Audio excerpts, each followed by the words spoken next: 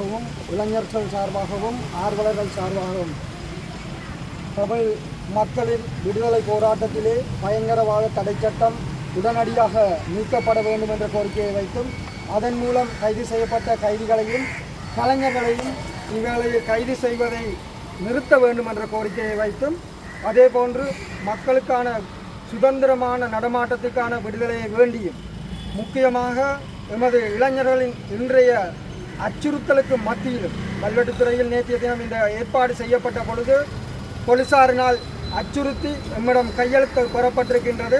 இந்த நிலையிலே இந்த போராட்டமானது எந்த வகையிலும் தனியான தடை செய்யப்பட்ட ஆயுத குழுக்களுக்கு மீளுருவாக்கத்திற்கோ அல்லது எந்த ஒரு நீதிமன்றத்தையோ அவமதிக்கும் வகையில் நடைமுறைப்படுத்தப்படவில்லை.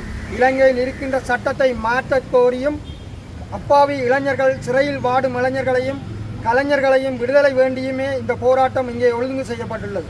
ஆகவே இவ்வேளையில் தமிழ் மக்களுக்கு ஒரு நீதியும் தென்னிலங்கைக்கு ஒரு நீதியுமான இன்றைய அனுர அரசின் கொள்கையை மாற்றப்பட வேண்டும். எமக்கான நீதி கிடைக்க வேண்டும். சர்வதேச நீதி எமக்கு கிடைக்க வேண்டும். எமது இனப்படுகொலைக்கான நீதி மக்களுக்கு கிடைக்க வேண்டும் என்ற கோரிக்கையை வைத்தே இங்கே கல்வெட்டுத்துறை மக்கள் இளைஞர்களினால் இந்த போராட்டம் இங்கே நடைபெற்றுக் கொண்டிருக்கின்றது. அந்த வகையில் இங்கே வருகிற அந்த அனைவருக்கும் இந்த நேரத்தில் நன்றியை தெரிவித்துக் கொண்டு முக்கியமாக எம்மை படம் செய்து நாளை கைது செய்ய இருப்பதாக அச்சுறுத்தி இருக்கின்ற போலீசாருக்கும் நன்றியை தெரிவித்துக் கொள்கிறோம்.